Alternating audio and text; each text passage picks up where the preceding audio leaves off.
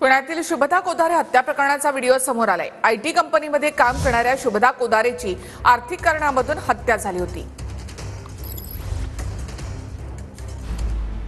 पुण्यात तरुणी शुभदा कोदारेच्या हत्येचा व्हिडिओ सोशल मीडियावर व्हायरल झालाय। आयटी कंपनीतील एका इमारतीवरून हा व्हिडिओ शूट करण्यात आलाय। आरोपी कृष्णा कनोजा आणि शुभदा कोदारेंमध्ये शेवटच्या क्षणांमध्ये काय घडलं याची ही थरारक दृश्य कॅमेऱ्यात कैद झाली।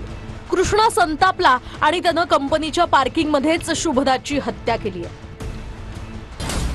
व्हिडिओमध्ये कृष्णा कनोजा भल्या मोठ्या सुऱ्यानं शुभदावर वार करताना दिसतोय। त्यानं शुभदाच्या अंगावर 4 ते 5 वार करून तिला जखमी केलं। शुभदा जखमी होऊन जमिनीवर बसल्याचं या व्हिडिओत स्पष्टपणे दिसतंय। आरोपी कृष्णा कनोजा हातात सुरा घेऊन शुभदा भोवती घिरट्या घालतानाही दिसतोय आणि याच वेळी आजूबाजूला कंपनीतील अनेक कर्मचारी सुद्धा उपस्थित होते। मात्र कृष्णाच्या हातातील भला मोठा सुरा पाहून कुणाचीही पुढे जाण्याची हिंमत होत नसल्याचं दिसतंय। गंभीर जखमी झालेली शुभदा जमिनीवर बसली होती। त्यानंतर कृष्णानं आपल्याकडील सुरा जमिनीवर फेकून दिला आणि थोड्या वेळानं आजूबाजूचे लोक त्या ठिकाणी धावत आले आणि कृष्णाला त्यांनी मारायला सुरुवात केली। तर हे सगळं घडेपर्यंत शुभदाच्या शरीरातनं बराच रक्तस्राव झाला होता। त्यामुळे रुग्णालयात नेण्यापूर्वीच तिनं जीव सोडला। या घटनेमुळे पुण्यात एकच खळबळ उडाली होती। माहितीनुसार कृष्णा कनोजानं आर्थिक व्यवहारातून शुभदाची हत्या केल्याचं समोर आलंय। शुभदानं वडिलांच्या उपचाराचं कारण सांगून कृष्णाकडून तब्बल 4 लाख रुपये घेतले होते। मात्र शुभदानं खोटं कारण सांगून हे पैसे घेतल्याचं समजताच कृष्णा संतापला होता।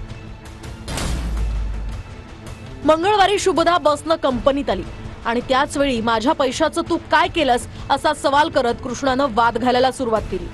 संतापलेल्या कृष्णानं कोणताही पुढचा मागचा विचार न करता सुऱ्यानं शुभदावर वार करायला सुरुवात केली।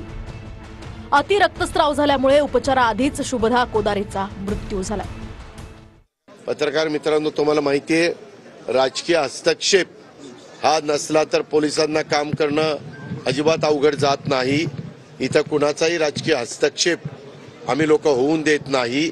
कुठंतरी पोलीस वरिष्ठ अधिकारी कमी पडतात असं माझं मत आहे। त्यामध्ये त्यांना जर जमत नसेल तर त्यांनी स्पष्ट सांगावं की हे आमच्या आवाक्याच्या बाहेर आहे, इतर दुसरे अधिकारी चांगले आणून। कारण सध्या त्याबद्दलची खूप मोठ्या प्रमाणावर चर्चा महाराष्ट्रामध्ये होतीये, हे आपण सगळेजण पाहताय।